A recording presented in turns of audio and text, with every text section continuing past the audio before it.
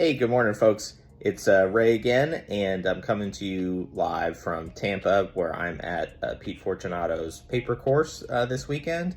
Yesterday, I mentioned that when we talk about paper, we're usually talking about promissory notes and mortgages.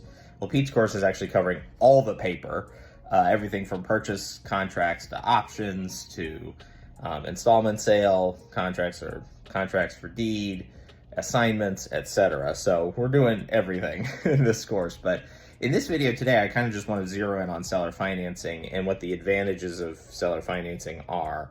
And it's actually something I think more homeowners, property owners should be strongly considering. It's not a solution for every single type of transaction, but I think it's still underappreciated and underconsidered relative to what it can do for an owner and a buyer as well. So seller financing is really the way that an owner can pay the least amount of taxes and make the most money with the sale, which is why I think it's so powerful. And because it's basically a contract between them and a buyer, you can structure it so many different ways so that everybody wins something in the transaction, which is also what makes it so powerful. So why would a seller pay the least amount of taxes with seller financing? Well, you only pay taxes on your capital gain.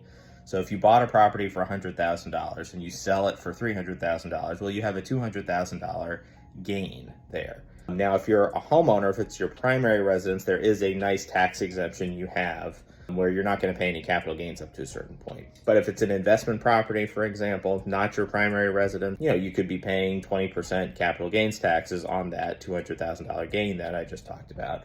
And that's can be, ouch, that's a big tax hit. So if you are selling the property and you're getting a down payment, obviously you're going to pay capital gains on that down payment, and then on the monthly payments you earn over time. So over the course of a year, you'll only pay a fraction of the capital gains taxes that you would pay if you sold it in a lump sum. So that's how you pay the least amount of taxes annually by selling with owner financing. And this is why in some scenarios where you have owners who are really tax averse, they will sell with little to no money down, largely because they want to keep their tax bill relatively low. But most of the time, the seller's going to want some kind of down payment.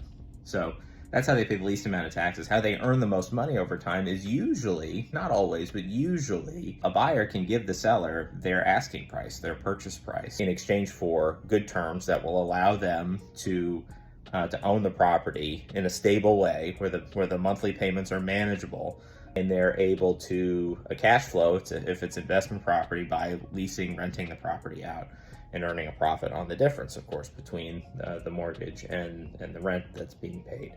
So it's a great strategy. I literally just did a deal for a client where owner was asking for about $400,000. They came to an agreement, a purchase price of $390,000, so very good.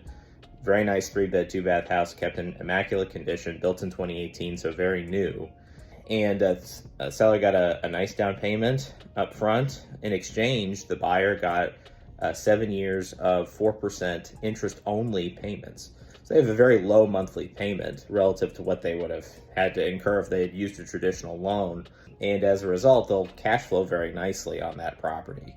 And they'll be able to have a nice asset. And 7 years from now, they'll either sell it, refinance it, or potentially even renegotiate with the seller if the seller's really enjoying those payments. It can all go multiple ways. So seller financing is a great method. Again, I wish more owners would consider it, again, as a way to pay the least amount of taxes and make the most money. So if you found this video helpful, please like, comment, share, and I'll see you in the next one.